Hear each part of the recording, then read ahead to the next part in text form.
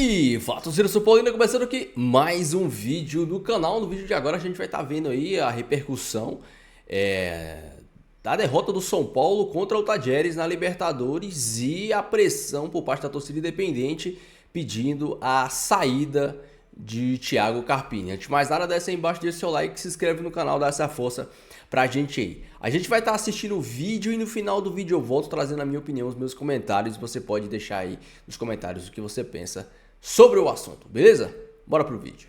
Vamos lá então com o Edu Afonso agora para falar do Carpini, como o São Paulo avalia. Você lembra, Mari? Ô Edu, eu e a Mari somos apresentadores que prestamos atenção nas coisas que vocês falam. Sim. Não é, Mari? Disso não pode reclamar. E lá atrás, quando existiu aquela questão se o Carpini continuaria ou não, o Edu falou assim, olha, duas coisas, alguns pontos vão ser fundamentais. Primeiro, o sorteio que o São Paulo vai cair, em qual grupo.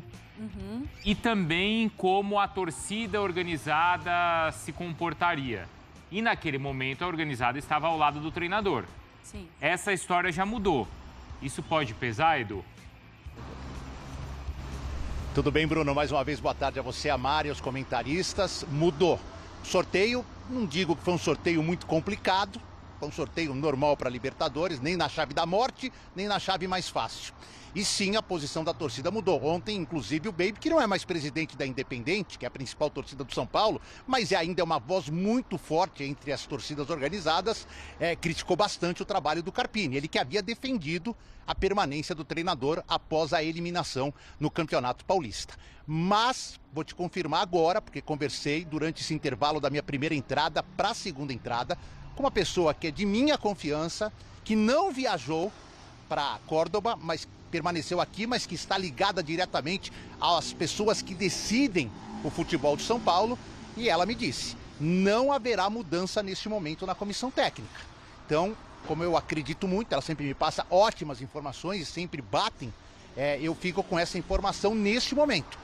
Pelo menos até quarta-feira que vem, até esse jogo citado pelo Nicoletti na matéria contra o Cobressal, o Carpini continuará como treinador da equipe. Também perguntei para outras pessoas ligadas à direção do São Paulo sobre a atitude do Carpini ontem, da espera do final do primeiro tempo e da realização da substituição no intervalo do Wellington Rato para ter condição de trocar novamente no segundo tempo, não gastar ainda no primeiro tempo as 3 janelas. E assim, com as pessoas que eu conversei, todas disseram que embora seja uma decisão muito difícil, de resolução muito rápida ali, no momento ali, você não tem muito tempo para pensar, para avaliar, todas concordam que o treinador fez o certo, porque poderia perder um jogador logo no início do segundo tempo e até uma situação mais radical, Bruno, poderia perder o goleiro. Você imagina, gasta as 3 substituições, começa o segundo tempo, o Rafael se machuca ou num lance que se envolve numa confusão ali, é expulso e o São Paulo tem que jogar 45 minutos, 43 minutos, 40 minutos com um homem em linha no gol. A situação seria muito pior. Então, assim, esse fator exclusivo criticado por muitos torcedores não é um fator que pesa na balança contra o Carpini. Outros pesam, né? Falta de futebol, resultados que não vêm. Nos últimos 10 jogos, só 3 vitórias contra times, digamos assim, de uma qualidade inferior, como Água Santa, Inter de Limeira e Ituano no sufoco. Eliminação do Paulista, aproveitamento ruim do Rames Rodrigues. Ele jogou ontem 63 minutos, o máximo que ele já tinha jogado foi naquele gramado pesado de Itu, pouco mais de 35 minutos, naquela última partida da fase classificatória. Tem vários fatores que pesam contra o Carpini, mas esse especificamente, num primeiro momento, todos ou quase todos, ou boa parte, ligados à diretoria, acreditam que ele tomou a decisão correta, Bruno. A gente vai voltar a discutir esse assunto, mas aí, Mari, tem também o desempenho, né? Em 15 jogos, 6 vitórias, 6 empates e 3 derrotas, o aproveitamento é de 53%. Aí o número de gols marcados, o número de gols sofridos, Pratos, aí assim, pelo que o Edu tá contando, ele já vai entrar, pelo menos, naquele modo sobrevivência, né? Vai. Assim, a cada jogo é jogar para sobreviver. E é muito porque importante, se não vencer, né? Vai voltar a discutir. E o próximo jogo ele vai vencer. Vai? Vai. Não, mas não combinou com o Cobressal ainda. Às vezes tem que combinar. O adversário não concorda com você. Não é assim não, Bruno. Vai achando que é assim, vai entrar, vai vencer. Até o Cobressal concorda comigo. O Cobressal tá assinando. Tá assinando. Mas me parece que, assim, esse ambiente do próximo jogo no Morumbi é muito importante. Porque eu não acho que a torcida do São Paulo vai ter com ele uma grande paciência, não uma grande tolerância. Eu não sei o quanto um ambiente, às vezes, pesado pro treinador pode interferir no trabalho dele no jogo, no trabalho de alguns jogadores em campo. A decisão talvez mais ousada, né? Então a gente talvez veja no Morumbi na próxima semana um tipo de ambiente que o Carpini não viveu ainda no São Paulo. Não esse ambiente de crítica de rede social, ou de que às vezes internamente tem conselheiro que é contra, tem conselheiro que é a favor. Ele pode viver um estádio que vai protestar contra ele. E aí não sei se isso vai interferir no trabalho ou não, vai influenciar no trabalho ou não, mas esse clima do Morumbi na próxima semana me chama muito a atenção para esse jogo contra o Cobresal. É que, na verdade, Marra, você sempre fala aqui, sempre pede até, eu sou mais cabeça quente, o Bruno também. Ser sanguíneo, né? Combinou de passar pano essa semana. Não, então, mas é isso que eu ia te falar. Eu, às vezes, quero decisões na hora. Pra mim, jogo já tá ruim, já tá bom, já crio crise, a audiência bombando e tal. Você normalmente vem pra ser o cara, que eu tô tentando aprender essa semana, de não, calma, início de trabalho, tem que ter paciência, tem que implementar uma ideia. E a gente vê o Carpini num contexto muito louco, que é o de assumir um trabalho e ser campeão. E conseguir 2 feitos de cara. Que aí o cara ganha um baita de um crédito, mas ninguém conhece ele direito ainda. E aí esse crédito também, ele fica, se ele não se paga das 2, 3 próximas semanas, parece que é crédito do trabalho anterior. O que a gente tem do Carpini e o que a gente pode fazer de avaliação sem aqui o meu lado sensacionalista? Não, bom não tá. Isso é bem... O São Paulo tem dificuldade de entender o que é para ser feito em campo. E aí eu falo em todos os momentos. No momento ofensivo, no momento defensivo, no momento de perder a bola, no momento de aproveitar que o outro time perdeu a bola, em jogada de bola parada. Eu não vejo o São Paulo... Eu vejo o São Paulo hoje numa crise até de identidade. O que talvez seja fácil de entender, porque talvez nem mesmo o Carpini conheça o Carpini, treinador de São Paulo. O Carpini que se conhece é um Carpini que foi jogador e que foi treinador de times que tinham outra expectativa. E o São Paulo é um gigante do futebol mundial E aí? O que eu faço nesse momento? Eu acho que esse é um momento de maior crise dele no São Paulo. Porque ele esperou bastante também para tomar a decisão. Então, quando ele aceita ir para o São Paulo, parece um passo calculado. Mas a vida é uma velha banguela. Ele teve. Foi falado do Santos, né?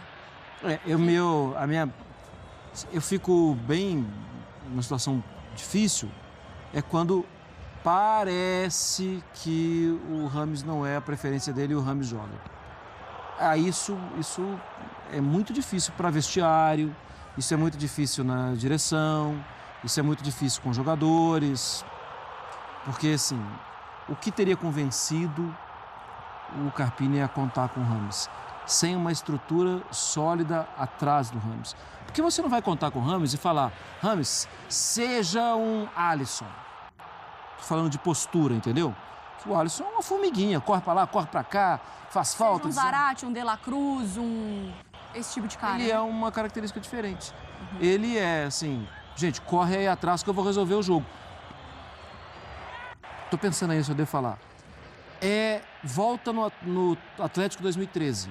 Os outros jogadores entendiam bem que, não, vale a pena, eu vou correr aqui pra lá e pra cá, porque o Ronaldinho Gaúcho, numa hora, me coloca na cara do gol. Os jogadores entendem que o Rames é o que era o Ronaldinho? Eu acho que não. É que, assim, aí é difícil, que é no seguinte sentido, como a gente falou na primeira parte, o Rames talvez não tenha feito nada no São Paulo que justificasse a entrada dele. Sim. Mas nesse ano, o São Paulo também não jogou bem o suficiente para não justificar que o São Paulo não tentasse algo diferente.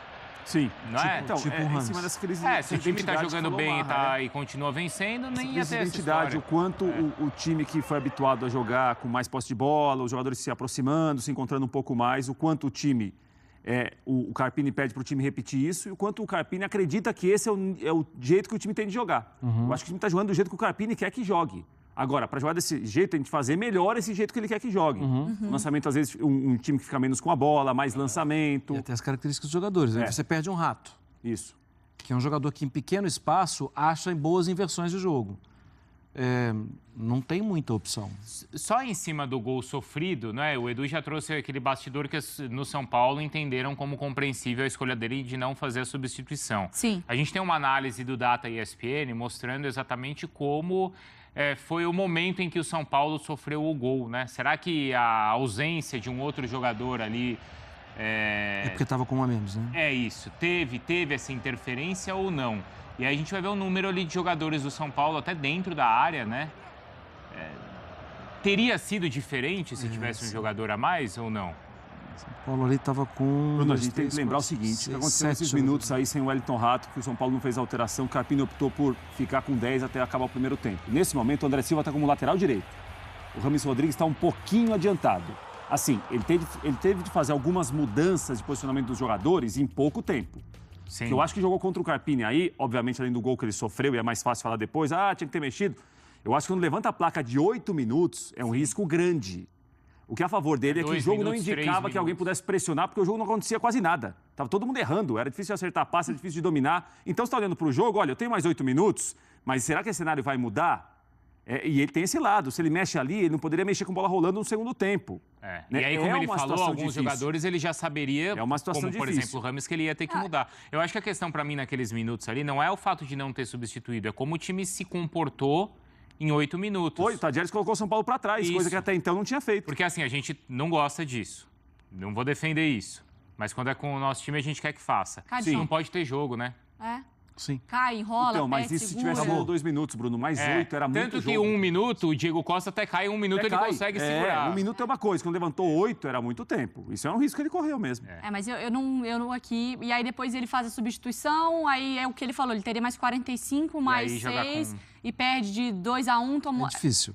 Essa decisão essa não é uma decisão fácil. Eu passo pano nessa aí, porque... Ô, Edu, eu tenho uma dúvida... que não sei nem se você tem essa informação, mas o quanto que preocupa também o São Paulo, porque a gente fala de uma estrutura inteira. A parte de departamento médico, assim, para algo ser feito. Sim. Porque ontem o torcedor estava assim, cara, não é possível. O time está 17 dias sem jogar e aí em 3 minutos perde 3 caras. Claro que o futebol, ele tem disso. E 2 foram do jogo ali. Cada um do jogo. Mas a preocupação do torcedor de, assim, parece que toda hora eu tenho certeza que eu vou perder 2 caras, 3 caras pro próximo jogo. Então, Mari, vamos pontuar. Assim, o torcedor vem sofrendo muito com o departamento médico, não é de hoje, nem do ano passado, nem da passagem do Rogério. Isso é de anos, né? O São Paulo aí nos últimos 5, 6 anos teve, e eu relatei aqui para vocês, casos de 14, 15 jogadores entregues ao departamento médico. O Refis, ele estava defasado até o final do ano retrasado, começo do ano passado. Admitido pelo próprio São Paulo, tanto que foi feita uma reforma, instalação de novos equipamentos. A nossa antiga sala de imprensa se transformou numa extensão do Refis, um Refis ao ar livre. Computadores foram colocados. Vou dar só um exemplo. Hoje o jogador sai do treino, ele tem que preencher num computador, num laptop que tem no vestiário, tudo que ele está sentindo após esse treino, uma dorzinha no dedo do pé, ao fio do cabelo, tem que colocar. Isso chega automaticamente aos médicos, fisiologistas, fisioterapeutas, e ali, se for necessário, já começa um tratamento. Fora que com a implantação de algumas máquinas aqui novas, alguns exames podem ser feitos aqui dentro do CT, sem a necessidade de ir para uma clínica, esperar 3, 4 dias o resultado, só para então começar a recuperação. Então houve uma modernização. Só que essa crítica do torcedor, ela vem muito pelo passado recente, por acompanhar aí listas de 14, 15 jogadores entregues ao departamento médico. Ontem, 2 saídas foram por pancadas, jogo de futebol, de contato, não tem como evitar, e uma muscular, que é recorrente de um jogador. É a terceira dele em pouco menos de 8 meses, 9 meses em São Paulo. Então, assim, o departamento médico está até cheio, mas de jogador importante mesmo, jogador que ontem faria a diferença, talvez 2. O Caleri com um cisto de Baker, que não é uma coisa que depende de uma preparação ou de uma prevenção. E o Nestor, que sofreu uma cirurgia no ano passado e está na fase final de recuperação. Então não sei se neste momento, apesar de todo o conflito da torcida, protesto, tudo mais, se há um problema aqui interno de departamento médico. Acho que tem uma casualidade e uma coincidência muito grande também. Que desperta gatilho. Tem isso. Ô, Edu, obrigado, viu? A gente já se despede de você. Vou colocar na tela a sequência do São Paulo, porque ela não é uma sequência fácil também, tá? De jogos. Porque o próximo é fácil. O comercial. É o último colocado do campeonato chileno. Mas quando é fácil assim, dá um medo. 8 jogos sem vencer. Quando é fácil assim, nessa dá um medo. semana eu vi um monte que era fácil e ninguém venceu. Não, mas esse gente. Pelo amor de Deus. O Atlético falaram que era fácil e venceu. Único. Aí, Exceção mas para tudo bem. a regra. Só que tudo bem, tirando esse primeiro, depois olha só. Fortaleza, Flamengo, Goianiense, o Barcelona... Em Guayaquil. Não, é difícil. E o Palestra, lá, Mas... você pulou o último, lá, o último você não falou. 14 vitórias. Só nesse mês de abril. Filhão, agora também com o Campeonato Brasileiro ninguém se salva. Vamos seguir o Sport Center? Tira essa tela que o torcedor de São Paulo vai desmaiar. Já comenta aí. Você acha que o Carpini deveria ser mandado embora? A grande questão é quem o substituiria, né? Porque o São Paulo não vem desempenhando em um bom nível e isso é culpa do treinador. Os jogos do São Paulo, as vitórias foram contra times que se perde é uma vergonha, né? Ou se empata é uma vergonha. E o São Paulo não vem jogando bem, o São Paulo não vem desempenhando bem. E até ontem, antes do fim do jogo, a torcida independente, o Baby, a maior força na questão de torcida organizada, estava apoiando o Carpini, tá tempo de trabalho e tudo, mas agora o jogo virou, agora as torcidas, a Dragões, se eu não me engano, já estava demonstrando uma insatisfação com o Carpini, e agora a Independente também demonstrando, a pressão vai ser grande. O grande problema qual é? Que provavelmente o próximo jogo o São Paulo vai ganhar contra o Cobressal, um time fraco, um time praticamente amador, no Morumbi lotado, com certeza o Morumbi vai estar lotado fazendo aquela pressão, e o São Paulo deve ganhar. Isso vai, infelizmente, né?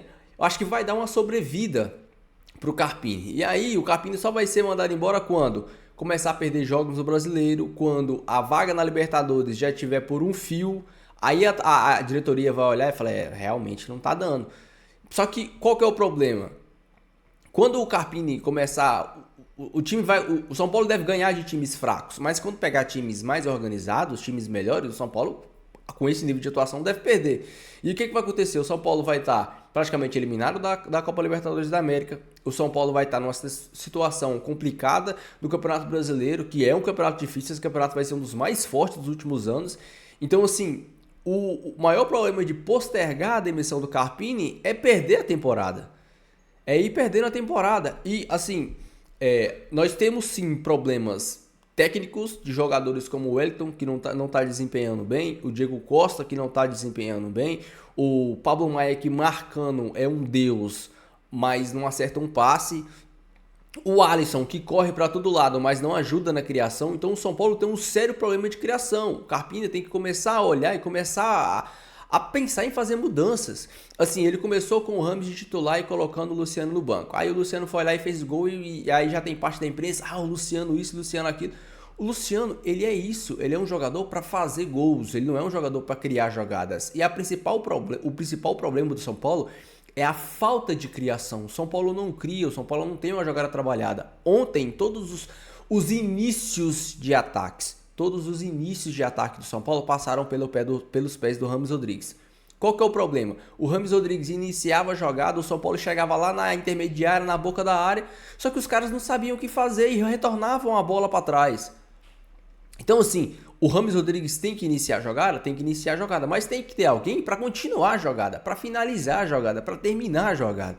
Porque não tem como o Rames, com o físico que ele tem, com o ritmo de jogo que ele tem hoje, ele iniciar a jogada e correr lá na frente para finalizar a jogada. Ele é um cara que vai armar, assim como não tem como o Luciano voltar para armar, porque o Luciano não sabe, ele não vai fazer isso, ele não sabe. Ontem, todas as bolas que ele tentou criar, que ele tentou inverter, que ele tentou lançar, ele errou tudo.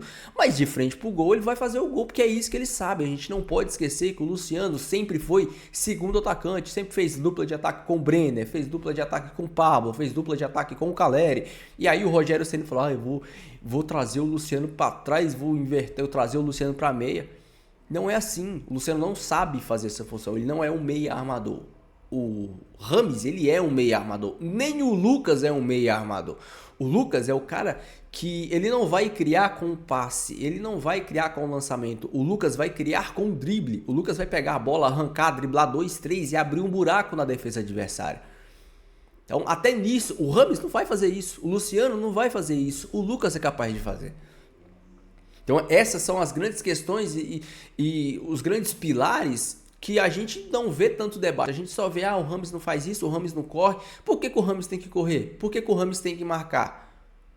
Não é bem melhor você ter um Rames disposto? Eu não estou falando que ele não tem que fechar o espaço, ele fecha. Ontem ficou bem claro que era algo simples de fazer. O Carpini ontem fez algo que era simples. Na hora de defender, o Carpini nem gosta de marcar lá em cima. O São Paulo defendia, fazia 2 desde 4, deixava Rames e o André Silva, que é um bom jogador e que vai dar retorno para o São Paulo. Estou gostando muito das atuações do André.